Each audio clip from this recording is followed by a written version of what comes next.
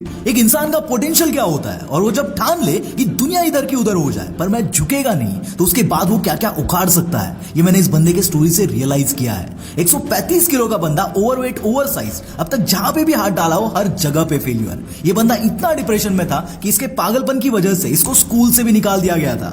यही बंदा आज पूरी दुनिया के लिए एक इंस्पिरेशन है। ऐसी क्या है इस बंदे की स्टोरी जो सुनते वक्त मेरे रोंगटे खड़े हो गए थे। आई एम श्योर आप आगे का एक सेकंड भी मिस नहीं करना चाहोगे। दोस्तों ये स्टोरी है डेविड गॉगिंस की। ये बंदा क्या था और क्या हो गया ये तो आपको आगे स्टोरी में पता चल ही जाएगा, पर इंसान जब ठान ले तो क्या क्या पॉसिबल हो सकता है ये आप खुद देख लेना। ये कहानी मैं आपको बता रहा हूं डेविड गॉगिंस की बुक कांट हर्ट मी से। इस बंदे की स्टोरी से मैं पर्सनली काफी मोटिवेटेड हूं। अगर आपको इस बंदे की कंप्लीट स्टोरी जाननी है तो आप इस बुक को पढ़ सकते हो। दोस्तों दुनिया में सिर्फ 1% लोग ही अपनी 100% फिजिकल और मेंटल स्ट्रेंथ को यूज कर पाते हैं। आपकी लाइफस्टाइल चाहे आज कैसी भी हो, लेकिन सबके अंदर अपनी लाइफस्टाइल को चेंज करने का पोटेंशियल होता ही है, बस आपको वो पता नहीं है। 100 में से एक इंसान ऐसा होता है जो खुद की सारी लिमिट्स को तोड़कर इतिहास रचता है, और ये हमारे ऊपर होता है कि हम किस तरह का इंसान बनना चाहते हैं। ये कहानी एक ऐसे ही इंसान की है। डेविड एक आम बंदा था जो आज तक एग्जाम में सिर्फ कॉपी करके ही पास हुआ था। वो पैराट्रूपर बनना चाहता था, पर अपने कॉपी करने की आदत से मजबूर ये बंदा एयरफोर्स के एग्जाम में भी फेल हो गया। अगले 6 महीने में कंटिन्यूअस जिमिंग, रनिंग और स्टडी के बाद इसने एयरफोर्स की एग्जाम तो क्रैक कर ली। ये बंदा सिलेक्ट हो चुका था, पर बॉडी चेकअप में पता चला कि उस बंदे को सिकल सेल एनीमिया है, जिसमें ब्लड सेल्स कम हो जाती है और बॉडी में ब्लड की कमी हो जाती है। पूरी मेहनत पानी में। ये डेविड का 3rd अटेम्प्ट था। इसके बाद ये बंदा कंप्लीट डिप्रेशन में चला गया। इसका वेट 130 किलो तक बढ़ चुका था। उसके हेवी वेट की वजह से उसको मजबूरी में एक होटल में चूहे और कीड़े पकड़ने का काम करना पड़ रहा था। इन शॉर्ट जिंदगी झंड हो चुकी थी। एक दिन ऐसे ही डेविड ने नेवी सील का एक एड न्यूज़पेपर में देखा। नेवी सील बनने के लिए बहुत ही खतरनाक आर्मी ट्रेनिंग से गुजरना पड़ता है, पर अब इस बंदे ने ठान लिया था कि ये उसका आखिरी चांस है और वो अब नहीं झुकेगा। आई मीन गिव अप नहीं करेगा। जब पहली बार ये वहां पर गया तब डेविड का वेट 135 किलो हो चुका था और नेवी के लिए सिर्फ 95 किलो तक का ही लिमिट था। फिर भी एक ऑफिसर ने इस बंदे का जज्बा देखकर इसको एक चांस दिया। अब डेविड को 3 महीने के अंदर 40 किलो का वेट कम करना था। ऑब्वियसली ये सुनने में भी इम्पॉसिबल लगता है, पर इस बंदे ने इस चैलेंज को एक्सेप्ट किया।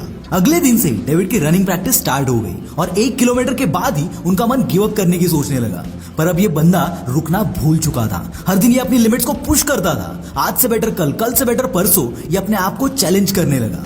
हर रोज डेविड 4:30 बजे उठ के साइकिलिंग किया करता था। बॉडी वेट ज्यादा होने की वजह से रनिंग करने में काफी दिक्कतें आती थी। इतनी मेहनत के बाद कम कैलोरीज के लिए ये बंदा दिन में केवल 1 बार ही खाना खाता था। इस बंदे ने खुद को इतना पुश किया कि केवल 2 वीक्स में डेविड ने 10 किलो वेट कम कर लिया था। शौक लगा? आगे और भी ऐसे शौक लगने वाले दोस्त। नेवी के ऑफिशियल ट्रेनिंग के 1 महीने पहले ही उनका वेट 105 किलो तक आ चुका था। स्टार्टिंग में जहां ये बंदा 1 किलोमीटर में ही थक जाता था, अब वो 10 से 12 किलोमीटर तक आराम से रनिंग और 30 किलोमीटर तक साइकिलिंग कर लेता था। जी हाँ दोस्तों, मैं उसी बंदे की बात कर रहा हूं जिसको 2 महीने पहले उसके हेवी वेट की वजह से कोई काम भी नहीं दे रहा था। नेवी सील में भर्ती होना अलग बात है और वहां पर टिकना अलग बात है। नेवी सील को हर एक ट्रेनिंग से गुजरना पड़ता है, चाहे वो ट्रेनिंग के हमले हो या फिर डीप अंडर वाटर ऑपरेशन। ये ट्रेनिंग फिजिकल और मेंटल दोनों स्ट्रेंथ पर जोर डालती है और शायद इसीलिए इस ट्रेनिंग को हेल वीक ट्रेनिंग भी कहा जाता है। डेविड के लिए ये कोई हेल से कम नहीं था। इनके नाक से खून आता था, चक्कर आते थे, कई बार तो थककर गिर भी जाते थे। पर यह बंदा अब हार मानना भूल चुका था। डॉक्टर्स के वार्निंग के बावजूद डेविड ट्रेनिंग करता रहा, भागता रहा, गिरकर उठता रहा। नतीजा तो झक मार के आना था। डेविड ने हेल वीक ट्रेनिंग को टॉप रैंक से पास किया, लेकिन इस हार्डकोर ट्रेनिंग की वजह से डेविड का घुटना दुख रहा था। 1 वीक के रेस्ट के बाद भी पेन बढ़ता ही जा रहा था। डॉक्टर ने 5 महीने का रेस्ट सजेस्ट किया, पर एज यूजुअल डेविड ने मना कर दिया।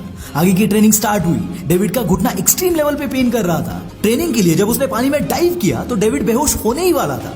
उसकी लाइफ का फ्लैशबैक उसे दिख रहा था, पर डेविड की विल पावर इतनी स्ट्रांग हो चुकी थी कि एक झटके में उसने सरफेस पर आने का डिसाइड किया।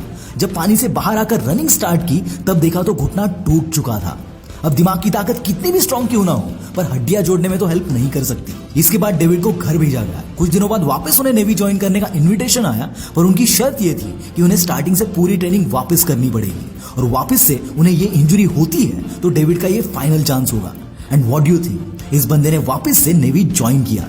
जिन हट्टे कट्टे लोगों के लिए नेवी सील की ट्रेनिंग से गुजरना इम्पॉसिबल होता है, वहीं जहां इस बंदे का घुटना टूटा है फिर भी इसने नेवी सील की ट्रेनिंग वापस से वही जोश के साथ कंप्लीट की। ये बंदा यहां पर ही नहीं रुका। इसके बाद इसने 160 किलोमीटर, 320 किलोमीटर की मैराथन 2nd रैंक से कंप्लीट की और ट्रायथलॉन भी 2nd रैंक से कंप्लीट किया। ट्रायथलॉन के बाद जब पैर में स्वेलिंग होने लगी तब चेकअप में पता चला कि डेविड के हार्ट में छेद है। डॉक्टर्स इस बात पे यकीन ही नहीं कर पा रहे थे कि कोई इंसान हार्ट में छेद होने के बावजूद हेलविक ट्रेनिंग और ट्रायथलॉन जैसी चीजों को पार कर सकता है, क्योंकि डॉक्टर्स का कहना था किसी भी नॉर्मल इंसान का डेविड की सिचुएशन में जिंदा रहना भी मुश्किल था, और यह पॉसिबल हुआ अपनी लिमिट्स को पुश करने की वजह से, डेविड के विल पावर की वजह से। यह कहानी सिंपली प्रूव करती है कि इंसान अगर चाहे तो कोई भी ताकत, एक्चुअली में कोई भी ताकत उसको रोक नहीं सकती। एंड